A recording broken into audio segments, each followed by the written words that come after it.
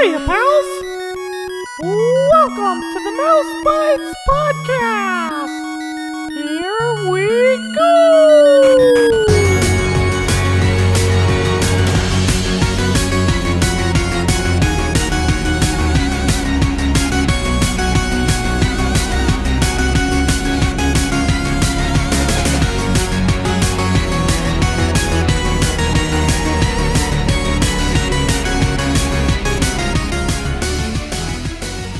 Hello and welcome to Mouse Bytes, the show all about Disney video games, past and present. This is episode 19. One more and we'll hit 20. How exciting. I'm your host, Clay, and today I'm joined by my co-host, Jeph. Hello, Jeph. Well, hello there. How you doing, sir? Good. How are you doing? Very well. Good. I'm here.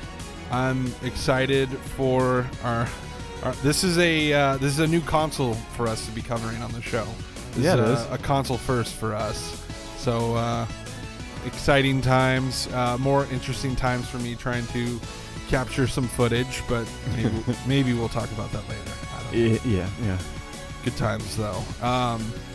We also recorded something else this week, a little bit of a surprise that will be going out following this episode. And so, if for some reason you're a faithful listener of our show, stay tuned because we have a surprise for you. A little something. So stay tuned, and we'll promote it on the show next episode. But for this one, I won't say any more than that. How about that? Ooh, you're so mysterious. Ooh, I'm such a tease. On that note, we should get into this week's episode. This week we are taking a look at Disney Magical World for the 3DS.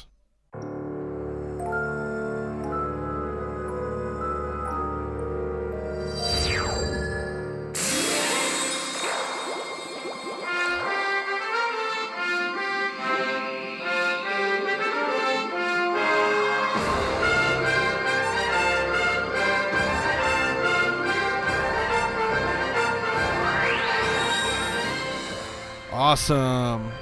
So now, starting us off, we are going to talk a little bit about Disney Magical World.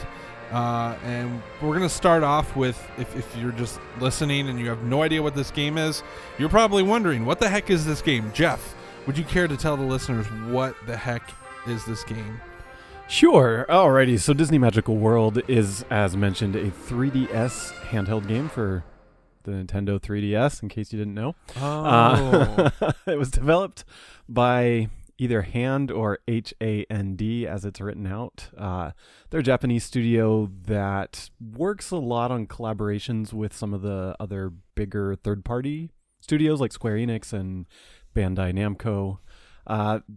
They're known, I guess, for Kingdom Hearts 358 over 2 divided by 2. I don't know how to say half the Kingdom Hearts games names. Really no idea. But yeah, they made that one a couple years before this one. But it was released in April of 2014 in Japan. Then came to the States, I think October-ish that year. So almost 6 months later. My math's not so good. And then in Europe, like almost a year later. So it had a pretty spread release, which is relatively uncommon for more modern games, but Japan got it first, and then the US, and then Europe, kind of like they used to do back in the early days. It's kind of more like some of the other ones we did. Yeah. It was published by Bandai Namco, I believe, in Japan, but then published by Nintendo worldwide, which is an interesting note. Yeah. It was, I guess, after the dissolving of Disney Interactive, which kind of changed how Disney games are published, which is not something we've really talked about on this show, but Disney Interactive was discontinued after Disney Infinity 3, and now Disney just licenses out their games. So fun fact for everybody. That's pretty much the gist of it. I don't really have any other figures about it. Do you have any additional tidbits? But Jeph, what the heck is this game? Like, what are we doing in this game? I always skip that part. I always just go right for the facts. This is a life sim style game in the vein very much of Animal Crossing. I'd say is the closest comparison, if not straight ripoff. It does have a bit more breadth than that game in that there's a little bit more gameplay and a little bit more I don't know how to say it, like leveling up. There's kind of like a progression system that Animal Crossing does technically have in a very limited manner, but this is kind of, it's much more game-like where you collect stickers which we'll get into. But yeah, so that's the type of game it is. You play as either a Mii, like a pre-made Mii, or I guess you can make a character if you don't have a Mii. And I'm not really sure. I just use my Mii, but yeah. I did not make a Mii or use a Mii. I just did one of their pre-made little anime characters that you can put together. Because what grown-up 29-year-old fat guy like me doesn't want to see what they would look like in a very tall, slim, anime, clean-shaven version of themselves? I mean, like, it's every dude's dream, just to, like, I want big, bright, shiny eyes and a nice, clean, squeaky, shiny face. And I don't know, it's just really weird. Some of these games, I'm like, I feel weird being this little, like, humanoid weird person. Like, yeah. Interacting with the Disney characters. It's right. It's like, I feel like I'm not being true to myself. Like, I don't look like that, but I'm not in denial that that's not what I look like, but I can't really make what I look like. So I'm stuck with these weird. That's why when we did the one on the Xbox, I just made the creepiest, like, redheaded redneck child I could make, just to not feel super awkward about the whole thing. Right. Yeah. What are you gonna do? What can you do? So yeah. Cool. Well, thank you, Jeph. Yeah. As far as history with this game goes, for me, I don't have any history with this game. This was something that came and went and was completely off my radar, and just never had any interest in it, mostly because I probably never heard of it. Honestly, even if I had heard of this, I probably wouldn't have picked it up, just because it's a little too glitzy, glammy, let's dress up and stuff for me. No offense to you, Jeph. And yeah, so I just never got my hands on a copy. But then when Jeph suggested it, I was like, yeah, heck yeah, let's do it. I'm totally down. And so I went on eBay and bought like a loose copy that was, it didn't even come with a box, which I probably should have got one with the box, but I was trying to keep it cheap. And so I bought a loose copy and was able to play it in preparation. And then I basically had to set a camera in front of my 3DS in a dark room and like film my camera in order to get some footage for the YouTube version of this. So it turned out okay. It actually was better than I thought it was going to be. For those of you who don't know, capturing a DS and 3DS footage requires you purchasing basically a modified 3DS, so it's kind of expensive. So I did it this way, but so I got to play a little additional, capturing that as well. So, but I'll talk more about my experiences with that later. Jeph, what is your history with this game?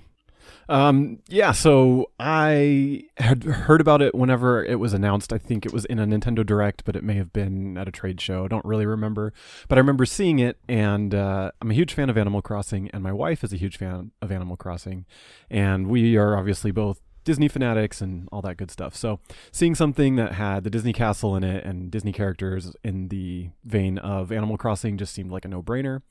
We didn't get it right at launch, but we were at GameStop maybe, I don't know, it wasn't too long after launch, maybe a year later or less. And we saw a copy of it for relatively cheap. It wasn't, a full price $40, $35 DS game. So we thought, what the heck, let's get it. And we took it home and played it. That said, I didn't really play through it that much. I kind of got bored of it pretty quickly, but that'll come later in the rest of the game discussion. So it's pretty much my history with it. I played it then and then haven't really picked it up since until now. Fair enough. And I mean, honestly, if somebody had pitched it to me like, hey, there's this game coming out and it basically is Animal Crossing, but you're like going to Disney areas, like, to me that would be, because I like Animal Crossing as well, so I could see how that would be really appealing actually. So I don't fault you for getting it, because like I'd be willing to give something like that a shot. But so I'm not going to say whether or not they actually achieved that. We can talk through that. But thinking about it from that angle, I see why you bought it. Like, I probably would have done the same thing if somebody had approached me and explained it as such. I guess the only other thing worth mentioning before we move on, there is a sequel to this. I don't think you mentioned that, did you? I did not. Okay. There was a sequel that came out, I don't know what year. Like 2016. Yeah, not that long ago. Disney Magical World 2. The box art on that one looks pretty gnarly. They're wearing, like, Mickey and Minnie are wearing these, like, weird costumes and stuff. But, yeah, I don't know a lot about that one either. I don't know anything about that one. I never got that one. Every time I kept searching for the first one here, everything wanted me to read about the second one. I'm like, no. Driving me crazy. Yeah. So I don't know if that's just how the internet works. If something's newer, like it just automatically pulls to the more recent thing or what. But if for some reason you're trying to think back, don't accidentally confuse this with the second one, I guess. Yeah, I don't know why somebody would, but yeah. So I think that's about it as far as information goes and history of the game. So let's play some music, and then when we come back, we're gonna talk through gameplay discussion.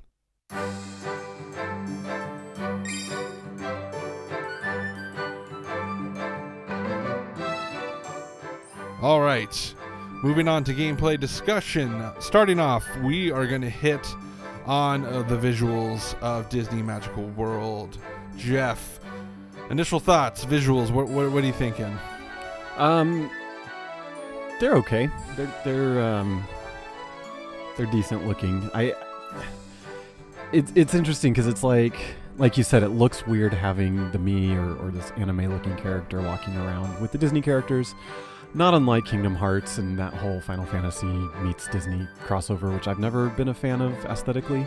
Another discussion for another day. But as far as just the look and feel of the game, they play it safe. I mean, the 3DS is not the most powerful system in the world. It's pretty much slightly better than an N64 or maybe like a low-powered GameCube or whatever. Right.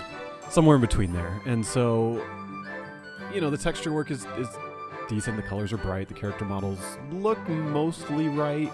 The kind of more human ones look a little weird in the same way that Kingdom Hearts ones do. But Pinocchio and Mickey and Minnie and like the cartoonish rendered characters look pretty decent in my opinion. I'm trying to think anything else. It looks like a Disney game. It achieves what it sets out to do as being vibrant and being in a different alternate cartoon universe. Right. What are your thoughts on the graphics? Well, it's funny you mentioned Kingdom Hearts because now I don't know if this is true or not, but in the trivia section of the Disney Wikipedia, it does say that several of the character models in the game appear to be recycled assets from Kingdom Hearts. And looking at all of them here, I actually could believe it. I think a lot of them look like they're pulled straight from it. So, well, that makes a lot of sense then. Which I don't have any issues with. I think they look pretty good. I agree. The human ones leave a little to be desired. Prince Charming looks. I was just thinking that one. A bit strange. Cinderella too. Like just her proportions wrong with her head or something. Yeah. But that being said, not bad on the character models. The characters all kind of have a me type aesthetic to them, even like the NPC ones, and so there's only so much you can really get from them. And maybe that works to their benefit. There's not a whole lot of face animations and stuff. One thing I did think was kind of impressive was the opening cinematic thing that happens is pretty cool. I thought they did a good job with that. Like Yen Sid is in it at the beginning, which is interesting. So they kind of threw some different things in there.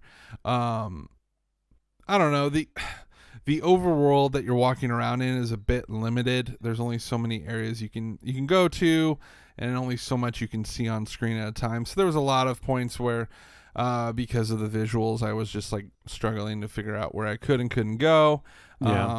Luckily, the second screen on the bottom does provide you with a map that kind of allows you to navigate, I guess, a little bit easier. So, that being said, it's pretty colorful overworld and just the whole art style. There is a lot of like colorful pop to it, and so I did appreciate that.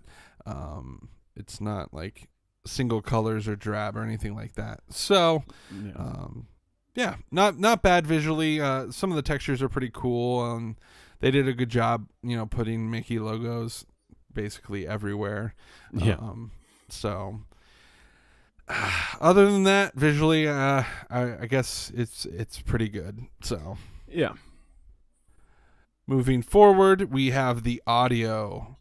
Jeph, any thoughts? Music, voice acting, sound effects, any of that stuff? Yeah. So the music is decent. It's seems to be mostly original. I don't recall hearing any familiar tunes. There might be some samples from some that I just wasn't paying attention. But in general, you've got kind of some different overworld themes and different musical bits for different parts. Some of them kind of remind me of like Phantasmic and Disney Parks type music, that it's original but kind of that jazzy poppy Disney sound, and some of them just kind of sound like that bland kind of redundant Kingdom Hearts music that from like Kingdom Hearts 1. It just reminded me of that, where it's kind of just, it repeats and it's like forgettable and just kind of this floaty background tune. The sound effects and all that, pretty run of the mill for this type of game. Each thing, makes little bleeps and bloops as you interact with menus and text and different items and stuff like that. And then you sound so bored right now. Sorry. I think that's the thing with the sound effects. Like for so many of these games, it's like it's the same old crap.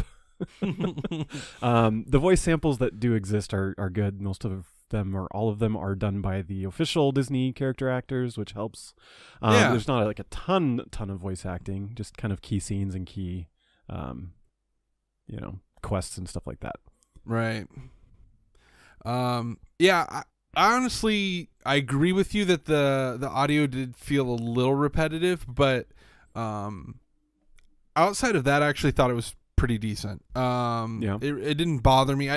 It wasn't that it was like super amazing. I'm like, whoa, the score. Right, exactly. But I thought it fit the source material well. And granted, it wasn't like super Disney-esque. So like on the Disney scale, I would say it's pretty low. But as far as a Animal Crossing clone, I would say they hit it on the nose pretty well. Yeah. There's some of that like accordion type little sound that sounds just like Animal Crossing. I noticed that. Yeah. So I would say if you're curious like where it fits on the scale, it's probably more on the Life Sim Animal Crossing side than the Disney side per se. So I agree. I think the voice acting was nice to have it. It felt weird than when you didn't get it, but I guess I'd rather have that than them picking some terrible person to voice Scrooge McDuck and do a bad job with it. So I could see why, it's easy enough for them to get Mickey's voice, but maybe not, Scrooge or Stitch or something. So, right. So it's understandable, and there's a lot of other NPCs you talk to that aren't Disney characters, so it just makes sense that only some of them have it, and I guess that's fine. So, anything on the sound effects from you? Oh, I've got a whole paragraph written here on sound effects. No, I don't have any. Like I said, they work, they are what they're supposed to be, and that's about it. I mean, I think you covered it all. You didn't leave anything for me to say with sound effects, so yeah. If you wouldn't hog all the good points on sound effects. No, I'm just kidding. All right, next up is the gameplay and difficulty. So we're really going to talk through essentially what this is all about. So I'm going to read this paragraph real quick, and then Jeph, I'm going to throw it to you to kind of maybe explain it a little bit more in depth. Disney Magical World features dozens of Disney characters and a variety of Disney-themed worlds. Players can customize their characters with hundreds of Disney-themed outfits and accessories, all while managing a cafe, planting crops, and collecting Disney character cards. Players help different characters solve problems or find missing items. Items for food, furniture, clothes, and wands can be obtained through gathering, quests, fishing, farming, and finishing favors. Yeah. So, there's the central loop around managing the cafe, which just, I don't know, it just seems random. You know what I mean? Like Like, this is Disney Magical World, but you're gonna do a restaurant sim in the middle of that. Like, yeah, I don't know felt if it's weird. just like they should have done make my Disney house or something. I don't know. Like, well, because then they formatted it in a way it was like, whoever opens this chest will be granted the gift of managing a cafe. And it's just like, what? Like, I don't want that job. Like, that's I don't want reward. That. That's a job. That is like bossing around a bunch of people in a cafe. I don't know. That's about to the point I got to in the game, and then I unfortunately did not get very far. So that's about all the further I ever got. It kind of reminds me of like Tom Sawyer when he like convinces all the neighborhood kids that painting his fence is the funnest, most coolest thing they could do. Yeah, totally. I mean, it's just this cheap trick to make you think that you're doing something awesome when it's kind of just this mundane thing. But you can customize it a little bit and make new menu items and stuff, and that's like, okay, well, that's cool, but that really is not very Disney. Like, I could buy a restaurant simulator that's probably better, right? Maybe, I don't know, maybe not. Doing quests and errands and stuff for characters is not super different from Animal Crossing that I remember, but there's just kind of fetch quests and tasks and little things that kind of progress, and you earn these stickers that then open up the main world into portals to ultimately, I guess, 4 other worlds, 5 if you buy DLC. Yeah. And those worlds I never got to personally, so I only kind of know them from descriptions. But it appears that you go off and help other characters in different Disney lands, which I guess was just their way to kind of include different areas without it all just being like, the 100-acre wood borders Alice's crazy Wonderland wood, So my issue with this sticker thing, and so basically different areas and options and things are locked behind these numbered things that you have to have so many stickers to unlock. And so it kind of has a Mario 64 feel. It's like, all right, if I get 60, I can go into this door. But the problem with that is it's so linear. There isn't really like you pick what you want to do, go around, and after you collect or get enough things, it literally is you do one and then you go to this, and then they send you to the next thing, you do that, and then this unlocks, you do that unlocks another thing, and it's just, there's no freedom in it. It's literally one thing to the next thing to the next thing. And so I don't know, it wasn't very exciting, because as soon as something finished, it was like, all right, well, I guess I moved to the next thing. And I don't know. I just didn't like the way that it literally pushed you from one thing to the next thing. Because that's the whole thing with Animal Crossing is... Exactly. You can do whatever you want, more or less. There's different things going on. Yeah, you can choose what you want to focus on and play the long game with it, And maybe that's something they fixed in the sequel, but I don't know. It didn't really feel like I was collecting stickers. It more felt like I was just moving like chapter through chapter of a storyline. Yeah. It kind of doesn't fit into the genre that they went for, like the life sim genre. It's like they tried to make it into a game where it should have just been an action adventure game at that point, like the restaurant management and all that other stuff could have just not been a thing, and they could have just like made it about adventuring through these different worlds and kind of reworking some of the quests to be less Animal Crossing-esque and more, I don't know, some combat or something else, because again, I haven't been into any of the other levels, but apparently there's some mild combat defending the areas from ghosts or something. But okay, it's like I don't know. There was none of that in the overworld, so yeah. And I don't know. Like at the beginning of the game, you talk to Donald at one point, and he mentions that he loves to fish, and he's the fishing guy. So if you want to learn to fish, come back and see him. And it's like, all right, I want to do that right now. That sounds awesome. But no, you have to wait until like your 9th or 10th sticker to get in the storyline to where you can actually go talk to Donald. And it's just locked behind a progression wall. Yeah. Right. And so maybe further into the game, things seem to open up. Maybe. I don't know. Possibly. Yeah. Neither of us got that far. But I think really what we're saying here is on the front end, it's a little rough. And if it is like supposed to be a tutorial type thing, then I feel like the tutorial lasts way too long. Yeah, they overdid it. Yeah, they could have probably backed it off a little bit. Because at one point they're like, oh, go here. You can buy outfits here. It's like, okay, now I know I can buy outfits here. Oh, this is how you build, like, create your own outfits. Okay. And then, I don't know. So I think in a way they were trying to hold your hand to kind of teach you things, but was definitely lacking some freedom. Other than that, one of the other things that is big, and I just kind of mentioned it, is there's a lot of to do with outfits in this game, similar to Animal Crossing, and so there's different outfits you can create and build, and so you have to go around the world collecting plants. There's like cotton and some other materials, really, right? And which is interestingly more like the mobile version of Animal Crossing that just came out, but not not quite as in depth as that. Right. And so that type of gameplay just does not appeal to me. And so it's pretty heavy into that, at least in the beginning. And so there were a couple times where I was getting like really sleepy, and like I think I was just super bored with it. And so it may be geared towards younger kids and or even maybe girls. Not that only girls like fashion or whatever. Like, that's not what I'm saying. But I don't know. It like Minnie takes you to a store at the very beginning and lets you pick out an outfit, and I like didn't want any of them. I'm like, those look ridiculous. I don't want to wear those. And so like a real D-bag, as soon as I got a chance, I like sold them back to Scrooge and was like, I'll take the money, thanks. Which is pretty cool. Yeah, so I guess story-wise, I don't know, Jeff, maybe you can help me kind of piece through this. But basically, your character shows up to Castleton, which is this little town outside of a Disney castle.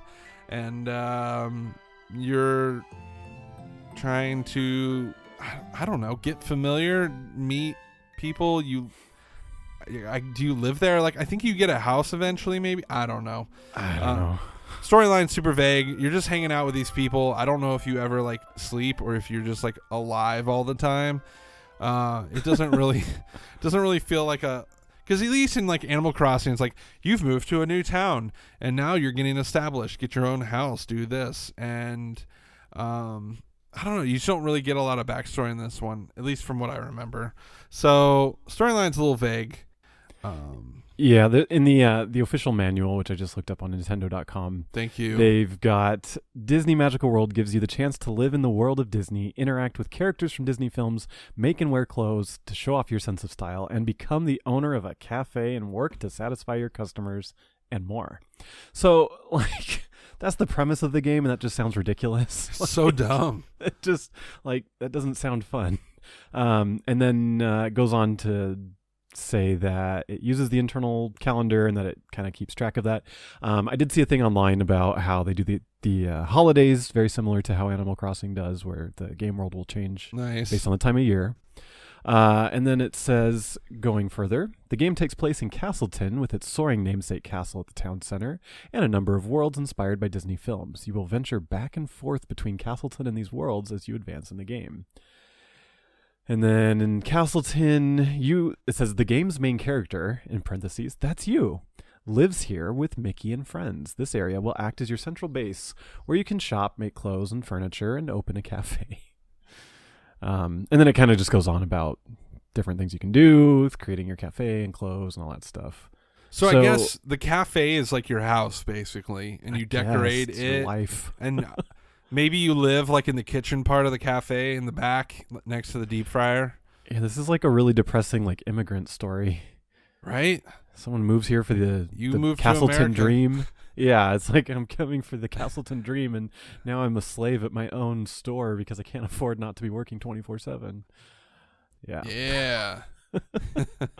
There's not much more than that really describing it. Just kind of goes into like what you can do. You can create recipes and find stickers, and then you can set greetings, make albums, like all these weird things. There's a lot of collectible type stuff just in playing, but none of it really seems like rewarding or appealing to me.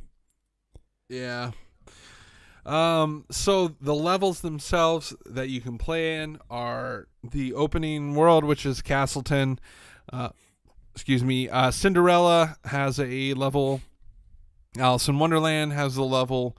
Winnie the Pooh, Aladdin, and then finally Pirates of the Caribbean. For $4 on the Nintendo eShop, you may purchase the Pirates of the Caribbean level. I think this is our first Disney DLC on this show, if I remember correctly. Possibly, so yeah. It might be. That's funny. Yeah. There's when you go to each of those worlds, there's different quests you do, independent to or exclusive to those worlds. Like in Cinderella's world, there's a little rhythm action game where you dance at the ball because Cinderella loves throwing balls. So definitely, yeah. But that's the only one that has that kind of thing. In the 100-Acre Woods, you kind of help. It looks like Rabbit with fruits and vegetables. You plant seeds and harvest the crops and all that stuff. In Wonderland, you can shrink down and defeat ghosts as you try to proceed through the forest. There's a hedge maze. In Aladdin's world, you looks like try to do something to help the bazaar expand. So you're helping with street stalls and goods for sale, and you kind of do like a little miniature Sim City. Nice. Yeah, that's all that's in the manual. I don't know what the Pirates of the Caribbean one is. Did I skip? Yeah. Did I skip one of them? Alice. No, that's it. Yeah. That's what we got. Now I do remember saying when I was playing through this, like, I don't feel like there's enough Disney here. It felt like there was a lot of like not Disney stuff to it. But this was before I had got to these worlds, so yeah. That probably would have remedied that whole feeling. So I do have to give the game credit in the fact that neither of us made it far enough into this to where I feel like it would be more Disney. Once again, I think at the fault of the game that the beginning is so rough. Yeah. But I don't know. So I can't really fault it and say it didn't feel Disney enough because there's a lot of characters in this game. I can list through a lot of them real quickly here. I mean, you have the Mickey gang, Chip and Dale, Huey, Dewey, and Louie. You have Snow White, Pinocchio, Cinderella, Alice, White Rabbit, Mad Hatter, Peter Pan, Tinker Bell, Winnie the Pooh, Belle, Beast, Aladdin, Genie, Jack Skellington, Hercules, Lilo and Stitch, and Captain Jack Sparrow. So there are quite a few characters in this game, which I think would help with kind of some of the issues I had with it. Pete shows up randomly, and Captain Hook's in it, Cogsworth. So there's quite a few, but it was really difficult in the beginning to see it through. So I feel like they didn't necessarily put their best foot forward, which could kind of hurt them. But yeah, it's just kind of a mess as far as overall game design. It's like it couldn't really figure out what it wanted to be. And so it's got, the sim elements, and it's got the exploration elements and the Disney characters. And then it's just like suddenly becomes an RPG when you go into the other worlds. And I don't know, there's like an HP and magic meter and like boss fights and stuff. So right. Combo counter, magic point. Yeah, there's like just so much weird things that if I was going to do it across the board. Right. If I was going to do it my way and somebody came to me and said, "Hey, I know you don't know anything about video game design, but could you create me a game that is a mixture of Disney and Animal Crossing?" I don't think I would do it this way. And I don't know, why not just put somebody in a town and literally all of your neighbors are Disney characters rather than these random me's that you don't know and could care less about. Yeah. Why not put the actual characters and I mean they did kind of, but just mix them all together, man. But yeah, no, it's like, yeah, why is the guard just a random me? Exactly. Like, I think you could create a thing where at the end of quote unquote the day, all Disney characters come home and they all live in Castleton, and all Disney characters, and then you could mix your characters there rather than having to go to different worlds and collect things and work at a cafe. I don't know. I just feel like you could create a whole town where all Disney characters live. Yeah, I don't know. It probably wouldn't work with every canon ever created. I don't know. I feel like it And it wouldn't need to be every canon, but yeah, a fair amount of them. And I don't know, you could have like a town square where each day a different Disney character visits, and you can only see Aladdin on Tuesday, or you can only see whatever, and do different types of quests that way that stem off of that. And maybe even just talking to him could transport you to a, hey, come with me to Agrabah, and then you go off to Agrabah with him and for the day. And then, right. I don't know. I feel, I agree with you. Like if we're playing armchair designer, like there's a lot they could have done to make this better, more cohesive and more enjoyable. As it is, it's just this hodgepodge of a bunch of different game design, a bunch of different Disney that just kind of seems splattered together. And maybe we're just looking at this through, obviously we're older, and so maybe for a kid this is like the perfect amount, but there's a lot of hand holding. That could be. And so that was kind of a turn off. The fashion stuff drove me nuts. And then there was some minor fetch questing going on that, I don't know, that kind of gets old quick and kind of puts you to sleep. But all right, let's unless there's anything else gameplay wise you want to talk about. I know this is going to be kind of a short episode, but we could move into final thoughts if you're good. That sounds good to me. All right, Jeph, final thoughts on Disney Magical World. All right, so I mean, I've pretty much stated my feelings on the game. It tries to do a lot of different things, and it doesn't really do any of them particularly well, in my opinion. And it makes some weird design choices to like Tom Sawyer you into doing stuff that's like maybe not as fun as you would think. But ultimately, it's got the Disney characters here and there. I'm sure if I played a little bit more and got more into the expanded areas, I might have a different opinion about it. But as it kind of stood and giving it a few hours and giving it a try, didn't really sell me, didn't really love it. So I'd be interested to visit the second one maybe down the road and see if maybe they corrected some of those short-sighted design choices. But for the time being, this one, I don't know that I would recommend it per se. Like if you like Animal Crossing, definitely play New Leaf. If you like Disney and this kind of thing, I feel like Disneyland Adventures or other games are a lot better. Yeah. So. No, what about you? Yeah. Like I said, we didn't get too far in this, and I blame the game. I think that it doesn't pull you in, and it does a lot of hand holding, as I've mentioned. Just looking at a trailer right now for the second one, I can already tell it looks so much better. Okay. And so if I were to recommend one, I would not recommend the first one. I would just skip and go to the second one. I don't think you're going to miss out on a lot, and if anything, No. I would hope that they've like improved a lot of things. And so I don't know. I don't think they nailed the Animal Crossing thing. No. And I know that they never went on record saying like we're totally just doing an Animal Crossing thing. So I'm not faulting them for that, but I don't know. I would be even like careful about trying to say like, oh, it's basically Animal Crossing. I know we said that, but like it's the closest thing to compare it to, but it really is barely on that level. It was clearly influenced by it, but it definitely is no clone. Right. There's not a lot of depth in this and not a lot of freedom, so could be great for younger kids, maybe not so much for people our age. There's not a lot of freedom, and it's pretty, I don't know, it just felt kind of bare bones. And not enough Disney, in my opinion. I could have used a lot more, and maybe they were purposely trying to kind of stay away from it being super Disney heavy and more keeping it about you and your character and like kind of doing your own thing. But I don't know. At the end of the day, I was kind of bored with it and struggled to keep me playing it, unfortunately. So I think that's about it. Like I said, this is a short one, so apologies if you feel like ripped off or something. I know we we didn't go super long, but there's just, I don't know, only so much you can talk about, and a little bummer. But well, anyways, guys, thanks so much for joining us this week Please follow us on Twitter at mouse_bytes.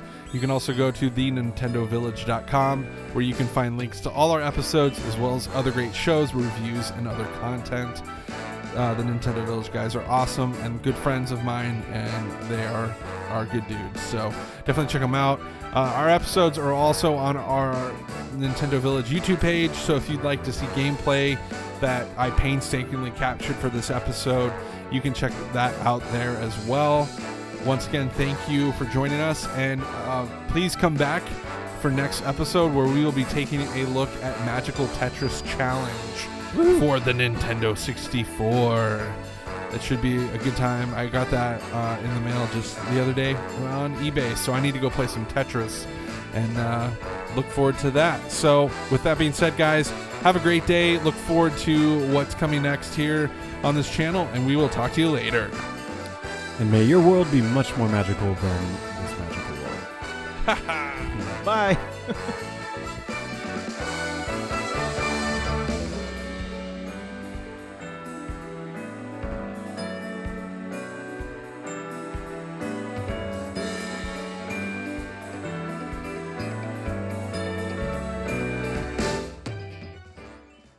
Thank you so much for watching. Be sure to subscribe, check out some of our other videos, and visit thenintendovillage.com, your home for everything Nintendo.